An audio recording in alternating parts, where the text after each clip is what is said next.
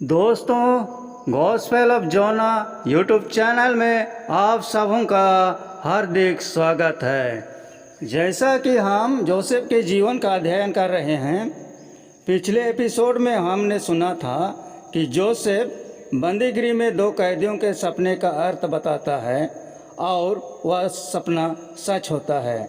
आज के एपिसोड में हम सुनेंगे कि मिस्र के राजा फिरौन दो सपना देखते हैं और वह सोच में पड़ जाता है। तो आइए फिरौन ने कैसा सपना देखा था सुनते हैं। जोसेफ का बंदीगृह में रहते 2 साल बीत चुका था। जोसेफ ने फिरौन के पिलाने वाले के सपने का अर्थ बंदीगृह में बताया था और वह रिहा होकर फिर से फिरौन के पिलाने वाले के पद पर नियुक्त हो चुका था। लेकिन वह जोसेफ को भूल चुका था। उसे जरा भी जोसेफ की याद नहीं आई। एक रात फिरौन ने 2 अजीब सपने देखे। सुबह जब वह उठा तो बहुत चिंता में पड़ गया। आखिर उसके सपने का अर्थ क्या हो सकता है। उसने अपने बुद्धिमान आदमियों को बुलाकर अपने सपने का मतलब पूछा, मगर वे फिरौन को कुछ नहीं बता पाए। तब अचानक पिलाने वाले को जोसेफ की याद आई।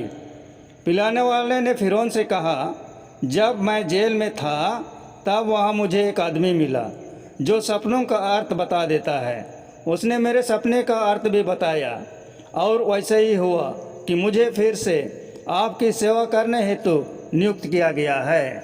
फिरौन पिलाने वाले की बात सुनकर तुरंत जोसेफ को उनके सामने हाजिर होने का हुक्म दिया।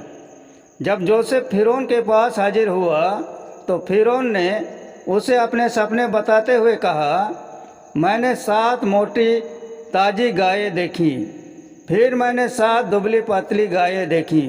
इसके बाद मैंने देखा कि दुबली गायों ने मोटी गायों को खा लिया।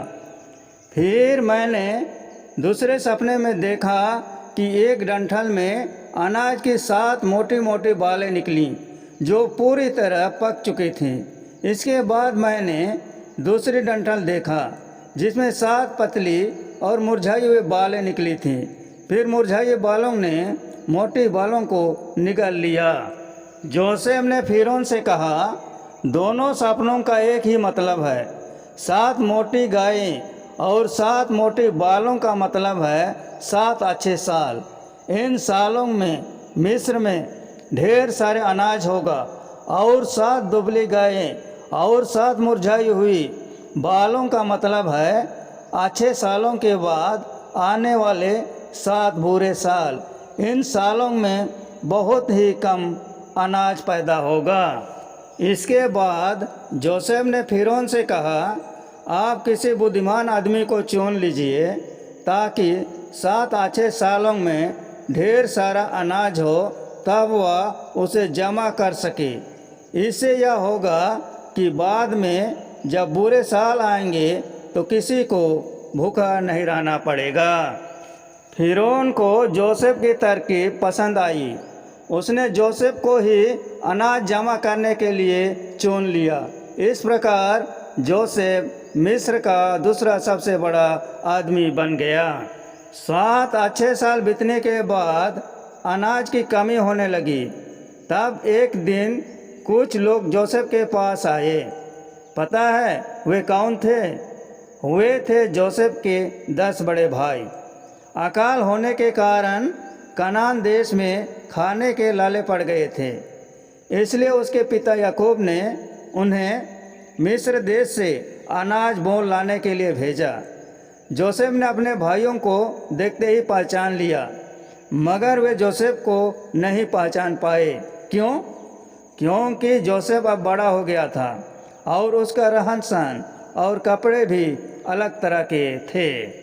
अब जोसेफ को वे सपने याद आए जो उसने बचपन में देखे थे।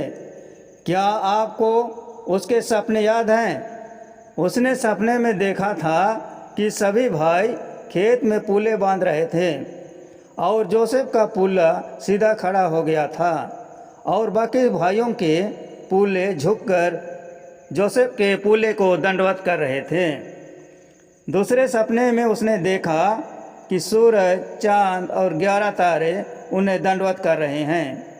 तब जोसेफ को समझ में आया कि जो कुछ भी उसके साथ उसके भाइयों के द्वारा किया गया वह परमेश्वर की मर्जी से ही हुआ, और वह मिस्र देश पहुंचा ताकि सबकी भलाई हो सके। आपको क्या लगता है अब जोसेफ अपने भाइयों के साथ क्या करेगा? आइए अगले एपिसोड में हम देखेंगे। दोस्तों, यह कहानी आप सबों को कैसी लगी? अच्छी लगी तो इस वीडियो को अपने मित्रों को शेयर करें, लाइक करें और सब्सक्राइब जरूर कर दें। धन्यवाद।